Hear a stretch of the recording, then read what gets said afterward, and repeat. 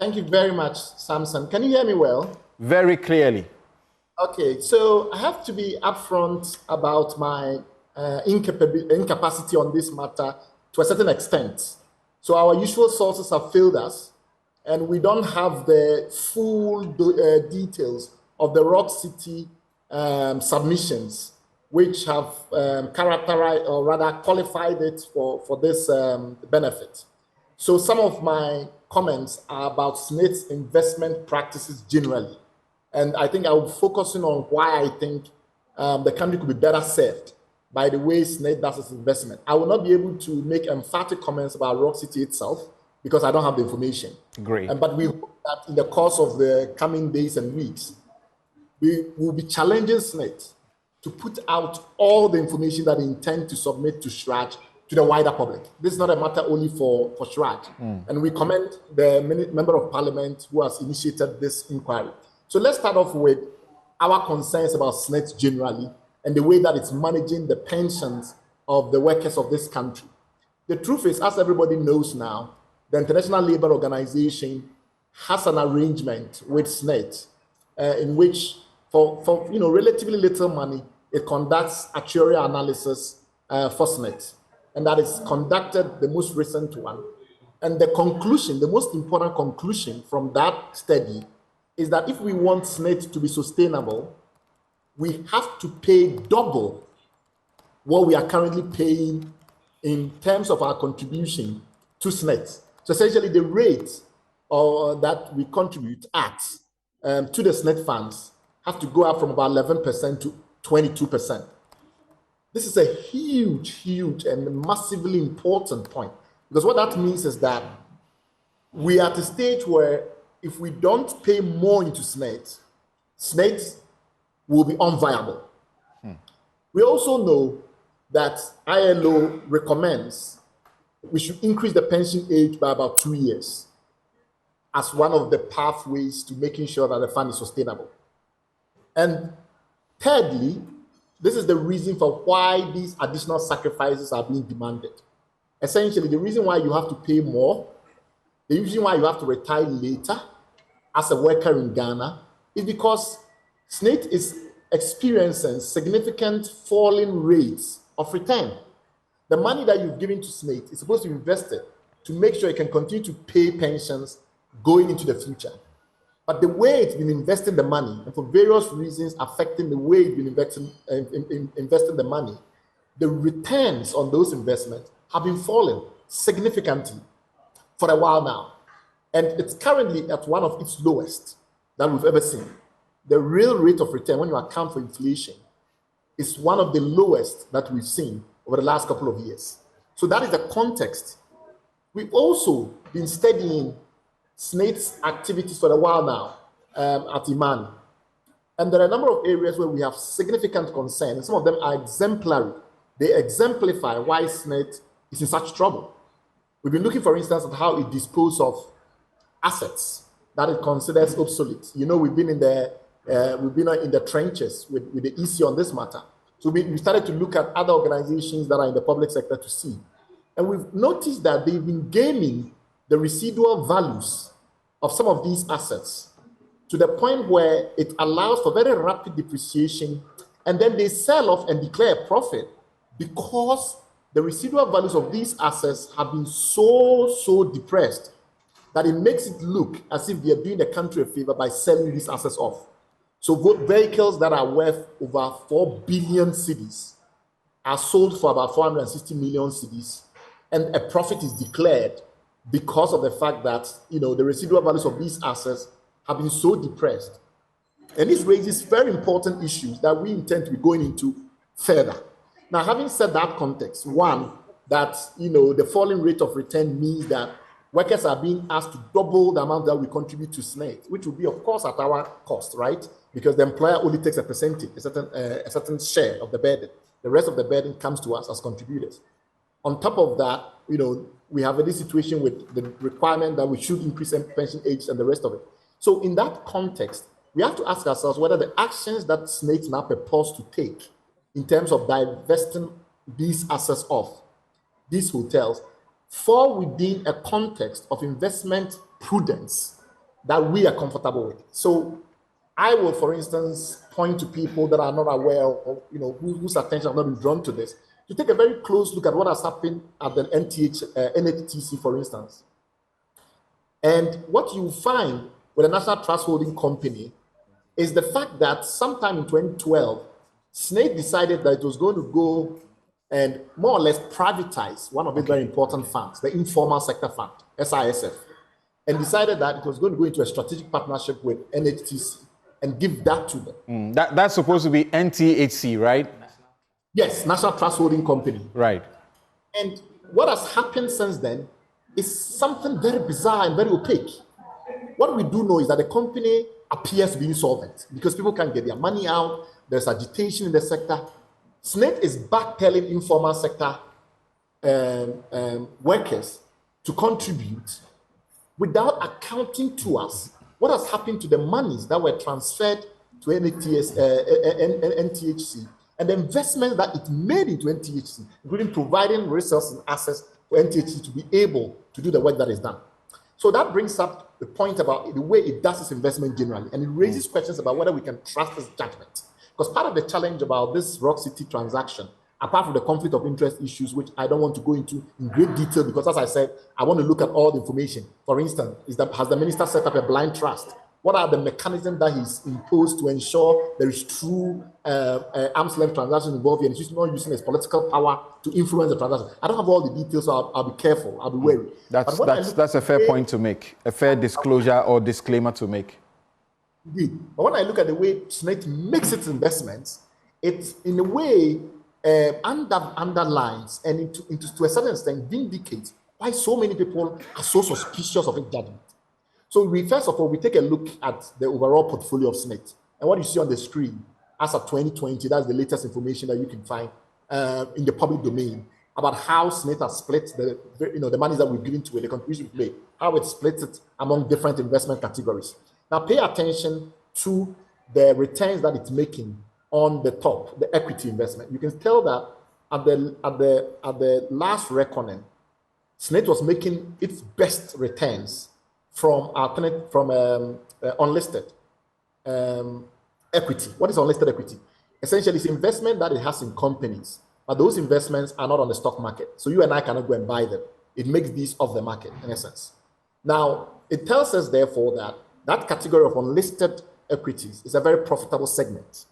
We then go into it and say, okay, what are these companies and what are some of them? And you find out that the hotels that it wants to divest of are in that segment. They are in the unlisted equity segment. Okay. And there are a number of companies also in the unlisted equity segment. We don't have the breakdown, unfortunately, to determine among the unlisted equities in which these hotels are a category, a subcategory, whether the hotels are underperforming as a category. What I do know for sure is that when you look at this alternative investment category, particularly the real estate segment, there are serious challenges in terms of its ability to recoup investment that is made. It's put money into companies like Westfield Ridge, Switchback, Trust F-Line, FSS, etc. And if you read Public Account Committee records, you see hearing after hearing continue to talk about SSNIT's difficulties in recouping investment from these areas.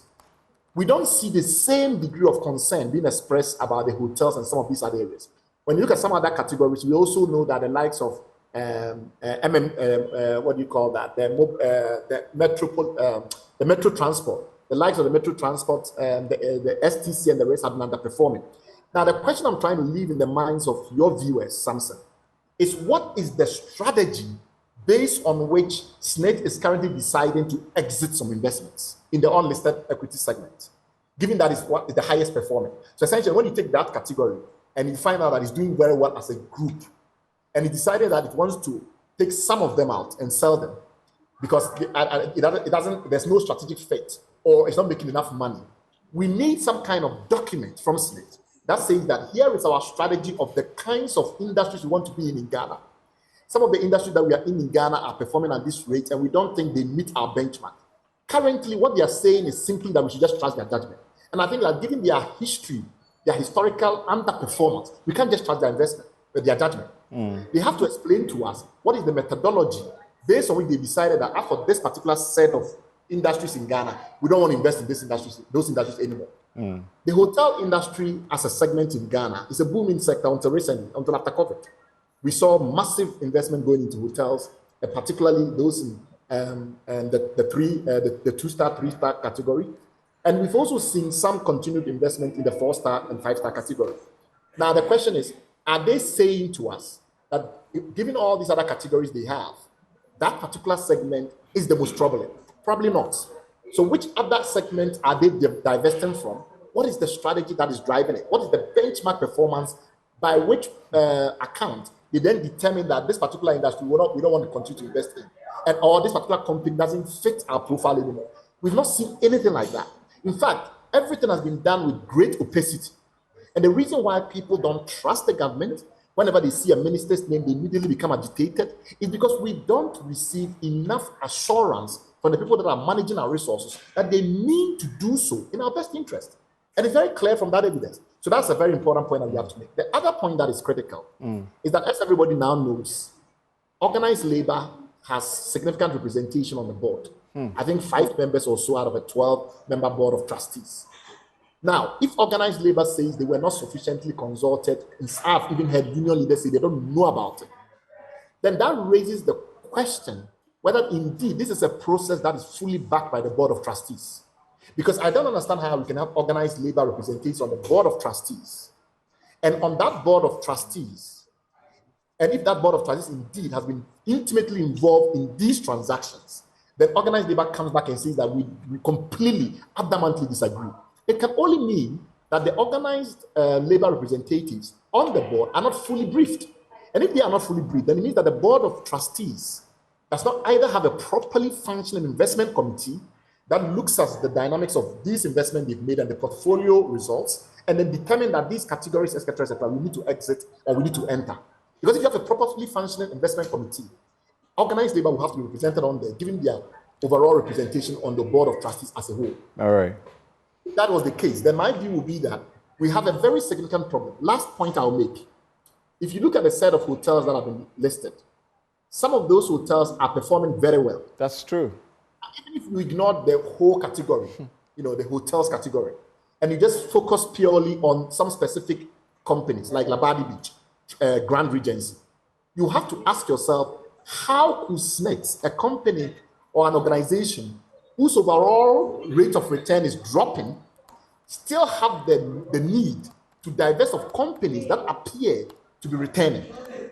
Why, for instance, did SSNIT decide that it was going to sack the private sector manager of Labadi Beach, which I think was Legacy Hotels or their successor? He decided it was going to sack them and dismanage the hotel itself. And just a few months thereafter, went through the process of attempting now to dispose it off. When everybody knows that Labadi Beach is one of the profitable hotels in Ghana, it doesn't make any sense. So my view is that we need to be able to force SSNIT, compel SSNIT, to outline its investment strategy, explain who is on the investment committee, what has been the process through which the investment committee has selected these companies and determined that they don't fit either strategically or from a profit benchmark point of view, SSNIT's future ambitions. And I think until we do that, we'll be heavily incapacitated in doing full justice to this topic. Thank you. Thank you very much. So in the face of what you know now, with the exception of the, very good sort of disclosure you make about not having sufficient documentation covering Rock City's bids, what do you think should be happening? Organized labor says this must be halted now. And they've gotten some significant support, including from the CSOs that have come together under the umbrella of the, democracy group, Accountable Democracy Group. So I think everybody knows that SSNIT's funds are primarily contributory in nature. The workers of this country own those funds. Mm-hmm. Now, organized labor is the principal representative of that stakeholder group. If organized labor says no, it's absolutely impossible for SSNIT to override that degree of stakeholder disagreement and move forward. So until they satisfy organized labor, I don't think there is even a deal on the table, because the bulk of the money that they are investing. You are investing money on our behalf. Now, the people you're investing the money on whose behalf, of course, you are experts, and there is some due deference to the fact that you have expertise, and we will give you that room. But the fact of the matter is that you still derive your legitimacy from your contributors. And their most organized representatives is organized labor. 5 out of 12 or so of your trustees. Right. In that context, the Constitution, right from its preamble to Article 1, says sovereignty springs from us, we the people, and that sovereignty resides in us, and that we, the powers of government, are to be exercised for our welfare and on our behalf. And yet, we vote people into power. It's not everything we want they do. It's the same thing that applies in this situation, does it not? Except that in the corporate governance point of view, it's almost as if the AGM, the shareholders of SSNIT are the contributors. That is the best analog we can find from a corporate governance point of view. So in that narrow context, I struggle to see how, in the political economic context of Ghana today, if somebody from SSNIT does not beat, a retreat, and with their tail between their leg, go over to organized labor and patch up, I just don't see from a political economic point of view how they will be able to move forward. I just don't see. There are sometimes, though, that the things that the people or a section of the people may desire and protest over, it's actually not what is in the best interest of everyone, and what the leadership is doing may be preferred. Thank you very much, Bright. So we